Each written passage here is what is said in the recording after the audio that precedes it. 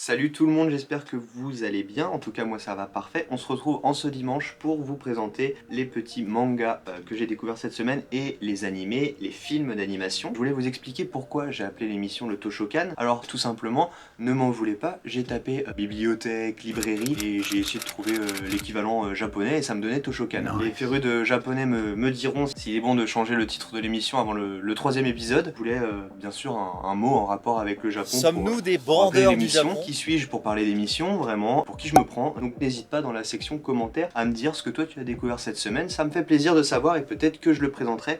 Enfin, présenter, c'est un grand mot, pas tout de suite commencer avec le premier manga. C'est un manga édité par Kiun Shonen, qui est écrit par Yuki Suenaga et au dessin Takamasa Mue. Honnêtement, je ne les connaissais pas. Ils sont inconnus au bataillon, alors peut-être pour vraiment les érudits du manga, vous les connaissez, parce que je crois qu'ils ont fait quelques one-shots dans le Jump. Donc celui-là, je l'ai trouvé à la Fnac. J'avais dit que je faisais des braderies, mais bon, la couverture, elle m'a pris l'œil un peu, puisque je la trouvais très colorée. Et même le personnage avait l'air assez charismatique.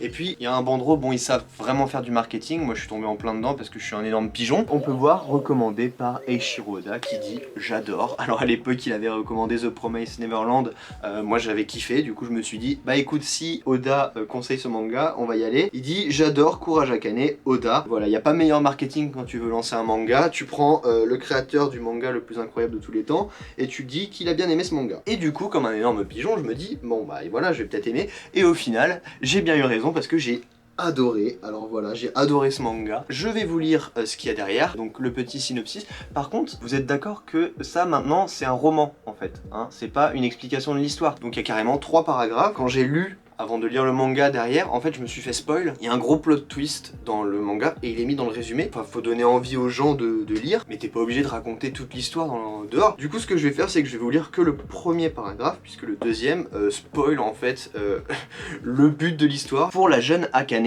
son père, Toru, est doté d'un incroyable pouvoir. Assis seul sur scène, il est capable de donner vie à une multitude de personnages différents, armés uniquement d'un éventail et d'un carré de tissu. Toru pratique le Rakugo, une forme de spectacle humoristique populaire née il y a des centaines d'années, mais toujours vivante. Malgré les moqueries de son entourage, il rêve d'accès au rang de maître. La pression est d'autant plus forte qu'il ne veut pas décevoir sa femme, soutien de toujours, ni surtout sa fille Akane. Elle l'admire au point de l'imiter, répétant les scènes de Rakugo en cachette. C'est un manga qui me fait découvrir une pratique, le Rakugo, je ne connaissais pas du tout. Et le fait d'avoir découvert ce manga, je me suis rendu compte qu'en écoutant le podcast 5ème de couve... Et bienvenue dans la 5ème de couve, le podcast de débat autour du manga. Donc c'est un podcast que je trouve vraiment cool puisque présenté par des personnes qui vraiment adorent les mangas. Il me semble qu'ils avaient parlé du Rakugo en présentant un peu ce que c'était. Rakugo, c'est tout simplement une sorte de spectacle vivant avec une seule personne qui raconte une histoire humoristique, qui peut être longue, qui peut être courte, compliquée, simple. Donc voilà, il y a plusieurs, on va dire, variantes à ce spectacle vivant. Et du coup, je me suis renseigné, j'ai regardé un peu sur YouTube. Bon, le problème, c'est que je pense que pour vraiment apprécier ce genre de spectacle, faut être japonais. Je pense qu'il y a des jeux de mots, il doit y avoir des expressions, etc. Et du coup, tu peux pas forcément comprendre juste en voyant le mec bouger ses bras, faire des mimiques de visage. À moins d'apprendre le japonais, on va en profiter en manga. Et en tout cas, dans le manga, ça rend bien. Sans être japonais, tu peux profiter de ça puisqu'il y a des gens qui l'ont adapté en français, qui l'ont adapté en anglais. Je crois qu'il y a des gens qui sont même plutôt connus par rapport à ça. Je pense qu'une vidéo YouTube ça vaut 10 000 mots.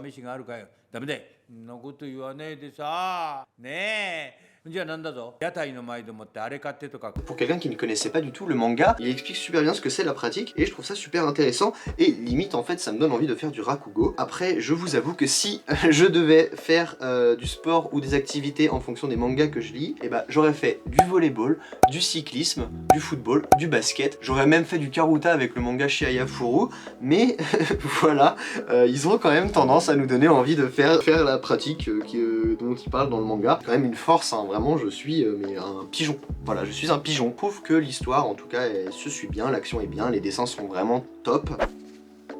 Je trouve que les personnages sont très bien dessinés, j'adore la forme du visage. Je vais essayer de vous montrer sans trop vous spoil. Et en fait ce que je trouve pas mal, c'est que le mec il est obligé de dessiner un peu les mimiques du visage parce que quand il raconte des histoires, ils vont devoir faire des animaux ou des personnages énervés. Et du coup je trouve que c'est vachement bien retranscrit dans le dessin. On arrive vraiment à comprendre l'histoire et au final le personnage principal veut faire ressentir au spectateur. Et ce que je trouve vraiment très bien aussi, c'est que le personnage principal, donc Akane, c'est une personne qui est très forte, qui est très sûre d'elle, mais elle a des faiblesses et je trouve que ça la rend humaine. Donc voilà, et j'aime beaucoup parce que au final c'est un héros qui n'est pas parfait, et elle a des réactions qui pourraient exister dans la réalité, et ça j'aime beaucoup que le manga colle à la réalité et qu'il soit pas trop dans l'humour, trop humoristique, surtout quand ils veulent raconter une histoire et plus développer des informations au niveau d'une pratique, là ici le Rakugo. Et je vais acheter du coup le deuxième bien sûr parce que j'ai envie de savoir la suite. Je vais finir là-dessus. Je trouve qu'on retrouve un peu du manga de sport dedans, avec le héros principal qui a des rivaux, il y a une compétition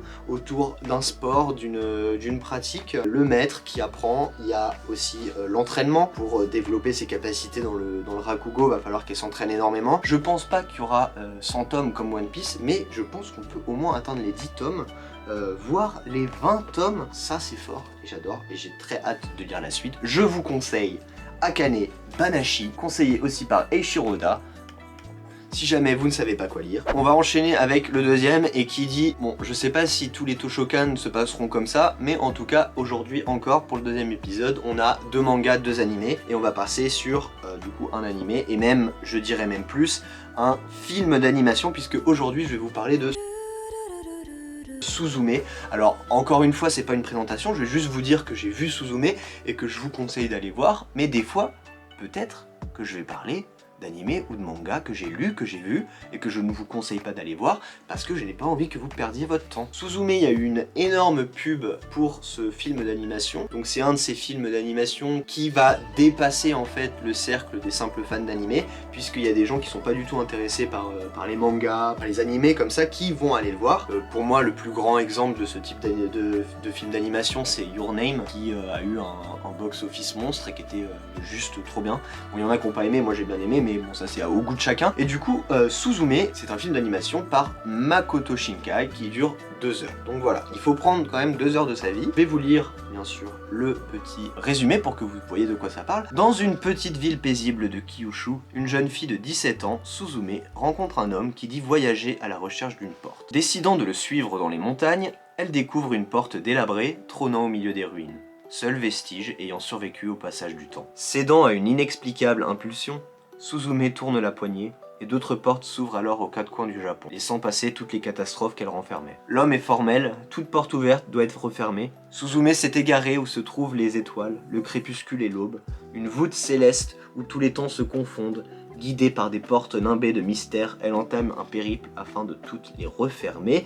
Voilà, c'est un résumé qui, pour moi, vraiment est trop poétique. Juste explique en fait ce qu'est le film. Attends, la phrase « Suzume s'est égarée où se trouvent les étoiles, le crépuscule et l'aube, une voûte céleste où tous les temps se confondent. » Suzume, elle ouvre une porte, ça ouvre d'autres portes, il y a du coup des catastrophes qui se passent et elle va voir refermer les portes dans tout le Japon pour pouvoir sauver le monde. Voilà, tout simplement.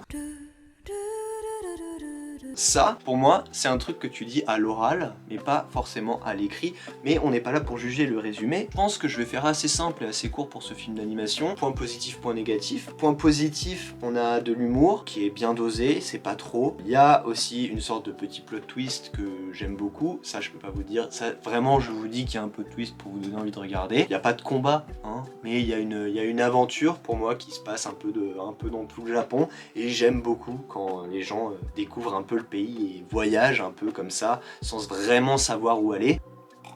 Qu'il y a des moments de joie, mais il y a aussi des moments de tristesse, et je vais pas vous mentir. Autant moi je suis pas du tout touché par... je suis très rarement touché par les films, même les films d'animation, et du coup là ils ont pas mal réussi. Bon après ça m'a pas non plus fait pleurer, hein, on va pas abuser, mais ils arrivent quand même à te faire ressentir un peu de tristesse. Du coup je trouve que les émotions elles sont bien partagées entre joie, tristesse, etc. Mais du coup voilà, vraiment tu passes par toutes les émotions lors de ce film. Le seul point négatif avec le film, c'est que je l'ai trouvé un tantinet long, mais ce film je l'ai vu, on va dire, en peut-être 4 fois. Je l'ai vu en 4 fois et ça m'a pas dérangé. On va dire qu'au bout de 30 minutes, j'en avais un peu marre de regarder. Quand je reprenais à regarder Suzume pour la deuxième partie, j'avais hâte de regarder. Voilà, j'ai regardé ça cette semaine, je le regarde quand je vais au sport, parce que quand je fais du vélo, hop, je mets mon petit portable, je mets le film. Après peut-être que c'est pour ça aussi que je n'ai pas que je l'ai trouvé un tantinet long, parce que j'étais en train de faire du sport en même temps, mais peut-être que si j'étais au cinéma ça aurait pas été la même chose. 100% vrai, je vais pas vous mentir en vous disant ouais ce film là est incroyable, non j'ai trouvé un peu long mais il était bien aussi. Voilà, il y a un peu de tout et on va passer du coup au prochain manga. Et c'est encore un manga, j'avais entendu parler en écoutant le podcast 5ème de couve que je vous conseille d'aller écouter puisqu'il est vraiment top et il parle de plein de trucs sur les mangas. Bon c'est pas une pub pour eux hein, vraiment c'est juste que j'aime bien les écouter. On est sur le manga qui s'appelle Shōha Shoten. The Show Must Begin. Que le scénario est de Akinari Asakura, dessin est de Takeshi Obata, parce que j'ai même pas besoin de le présenter. Il a fait l'incroyable Death Note, mais il a aussi fait l'incroyable Bakuman. J'ai vu que Asakura, c'était un petit génie du scénario. Il avait fait une histoire qui avait gagné quelque chose, tellement qu'ils l'ont mis au dessin avec Obata, donc c'est pas n'importe quoi, puisque Asakura, je crois qu'il a fait que un one-shot, peut-être un petit manga, mais il avait vraiment rien fait de gros avant de pouvoir dessiner avec Obata. Obata, il a dessiné quelque chose, et là on va être totalement dans le même genre. Je pense que en regardant la couverture, vous l'avez peut-être deviné, on est dans le même genre que Bakuman. Moi, Bakuman, c'est un manga que j'ai adoré, et la preuve en est que j'ai tous les mangas de Bakuman. J'ai les 20 tomes, là il y en a que 8, parce que j'avais la flemme de porter les 20 tomes dans mes bras, mais je les ai. Après One Piece, c'est le manga que je préfère le plus en fait.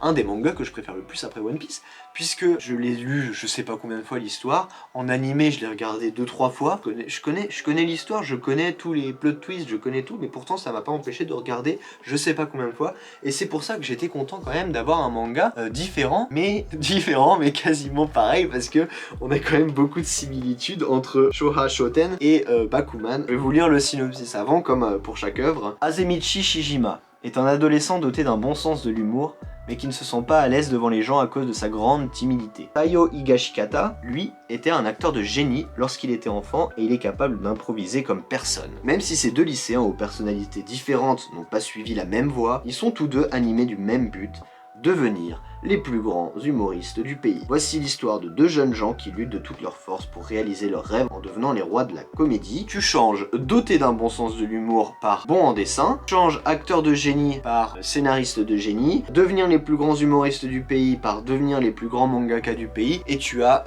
le résumé de Bakuman. Je pense que ça va les avantager plus que ça va les désavantager. Ça aurait pu les désavantager puisque j'ai lu le manga et je trouve ça quand même très proche de Bakuman. Je pense honnêtement que c'était un pari risqué, puisque on a énormément de choses qui sont quasiment pareilles. D'abord, les personnages. On a deux héros principaux, comme dans Bakuman. Je vais essayer de trouver. On a quasiment, au final, les mêmes personnalités. On a littéralement les mêmes couleurs de cheveux pour le même personnage. Un personnage plus grand, un personnage plus petit, un personnage plus timide, un personnage plus extraverti, et ça ne se résume pas au final qu'au personnage, mais dans les lieux. Mais après, là, je suis quand même assez, on va dire que je suis assez critique, alors que vraiment, Shōha Shoten, j'ai vraiment apprécié. Je suis allé chercher le manga numéro 1, parce qu'il faut en fait que je vous montre quelque chose qui m'a choqué, entre guillemets, hein, pas négativement ou positivement. Dans Bakuman, le tome 1, donc vous inquiétez pas, je vais pas vous spoil, on a une scène qui se trouve sur... Bon, c'est beaucoup plus aéré dans Shōha Shoten, mais on a une scène qui se trouve sur le toit de l'immeuble, et dans Shōha Shoten, on a exactement la même scène sur le toit de l'immeuble. On a exactement la même scène sur le toit de l'immeuble. Si Bakuman c'est un de mes mangas préférés, dessin de Shōha Shoten, logiquement il me plaît beaucoup. Ça me fait plaisir de vous présenter ça puisque c'est un manga que j'ai bien aimé lire. J'ai préféré Akane Banashi puisque c'est quand même complètement différent et je découvre tout simplement l'histoire plus que ce que je découvre l'histoire de Shōha Shoten. Et on va passer du coup à la dernière partie déjà en ce dimanche. Pour cette dernière partie, je vais vous parler d'une série d'animation que j'ai découvert sur Crunchyroll. Et cette série d'animation, je pense qu'on va partir sur la première œuvre qui m'a un peu plus déçu, que j'ai moins aimé par rapport à tout ce que j'ai présenté depuis que je fais l'émission, même si ça fait que 2 fois. Le nom: Mushoku Tensei Jobless Réincarnation. Un anonyme de 34 ans, célibataire endurci, reclus et au chômage, se fait écraser par un camion, peu après avoir été chassé de la maison familiale. Quelle ne fut pas sa surprise lorsqu'il se réveilla bébé dans un monde d'épée et de magie. Rudeus, comme il s'appelait désormais, jura alors de réussir sa deuxième vie, et de tirer un trait sur l'immonde déchet qu'il avait été 34 ans durant. Une seconde chance lui a été accordée, elle ne sera pas de tout repos. Là le résumé est parfait, c'est exactement ce qui se passe. Pas vous mentir, je suis un peu saoulé. Après c'est peut-être une période de ce type d'animé, de ce type de manga où la personne meurt dans le monde réel et elle se réveille dans un monde fantaisiste. J'en ai bouffé de ça, le dernier en date que j'ai regardé c'est quand je me suis réincarné en Slim. J'ai regardé je sais pas combien d'épisodes et c'est quasiment le même pitch. Me faites pas dire ce que j'ai pas dit. On est quand même sur quelqu'un qui meurt et qui se réincarne dans un autre monde. Hop, j'ai malheureusement eu plus de batterie, du coup ça s'est éteint. Où est-ce que j'en étais? J'en étais sur... Malheureusement ce genre d'animé, moi j'en ai eu un peu ma dose parce que c'est vrai que j'ai beaucoup regardé ce genre de truc. Et il arrive à un moment où il y a un surdosage et désolé Mushoku Tensei, j'ai pas autant aimé que si j'avais encore jamais vu d'animé de ce genre. Mais je pense que je suis sûrement un des seuls à penser ça puisque sur Crunchyroll il y a quand même 127 000 personnes qui ont donné un avis positif et on est sur une moyenne de 4,8 étoiles, ce qui est quand même assez énorme. L'animation par contre il n'y a rien à dire, elle est vraiment top, j'ai trouvé ça fluide, j'ai trouvé les personnages très bien réalisés, les lieux c'est top, j'adore quand on voit l'herbe un peu avec le vent, franchement c'était super. Le problème je dirais que c'était l'histoire, pour moi c'est du vu et c'est encore du revu et il y a quelque chose qu'on retrouve énormément dans les animés et même dans les mangas et que je trouve quand même dessert ces œuvres là, c'est l'humour assez enfantin et surtout le fan service. On a beaucoup d'humour avec bien sûr les femmes, les culottes etc. Et honnêtement moi j'ai passé là, je trouve que ça ne me fait pas rire, on a trop dans cette œuvre et je trouve que ça dessert l'œuvre, je suis désolé. À un moment il faut pouvoir réussir à faire de l'humour sans forcément qu'il y ait des choses un peu perverses. C'était une des grosses critiques qu'on faisait à Fairy Tail, on n'est pas au niveau de Fairy Tail par rapport au fanservice, je vous rassure, mais censé pouvoir réussir à captiver les personnes qui regardent avec l'animation, ça c'est réussi, et avec l'histoire. Et je suis désolé, pour moi ils ont trop mis de blagues perverses, c'est chiant, c'est nul. Les mangas c'est pas ça, et je trouve ça donne vraiment une très mauvaise image des personnes qui regardent, et des mangas et des animés en général, et même du Japon. Peut-être que c'est moi les gris, je sais pas. En attendant, j'ai dû arrêter parce que j'aime bien regarder mes petits animés quand je vais à la salle, quand je vais faire mon vélo, et malheureusement je pouvais pas. Puisque toutes les 2 minutes, il y avait zoom sur des parties intimes. Côté un peu pervers, c'est bon, trop quoi. Au bout d'un moment, perte de crédibilité en tout cas de cette œuvre là. Et c'est vrai que en tant que personne, si jamais j'étais une personne qui n'aimait pas forcément les mangas ou les animés, pourrait être un argument du pourquoi du comment. Encore une fois, c'est que mon avis. Voilà, j'espère que vous avez bien apprécié la vidéo. Voilà le petit Luffy que j'avais eu pour mon anniversaire, il est plutôt stylé. Le seul problème c'est que il a un bras qui se détache super facilement, du coup je le perds et j'ai perdu le côté où tu peux l'attacher, du coup c'est un peu chiant. J'espère que vous allez lire ça parce que c'est vraiment des mangas qui sont super. J'espère qu'aussi que vous allez regarder Suzume. Moi ça me dérangerait moins que vous regardiez pas Mushoku Tensei, mais voilà, vous faites bien comme vous voulez. Et c'est sur une ambiance un peu moins lumineuse parce que j'ai baissé la lumière qui me défonçait les yeux que je vais vous dire au revoir. Passez un bon dimanche, passez une bonne fin de week-end. On se retrouve dimanche prochain pour le 3e épisode du Toshokan. Hâte de lire vos commentaires parce que normalement quand vous verrez l'épisode 3 il y aura une petite réaction aux commentaires puisque j'aurai pu voir les retours. En attendant, portez-vous bien. Peace.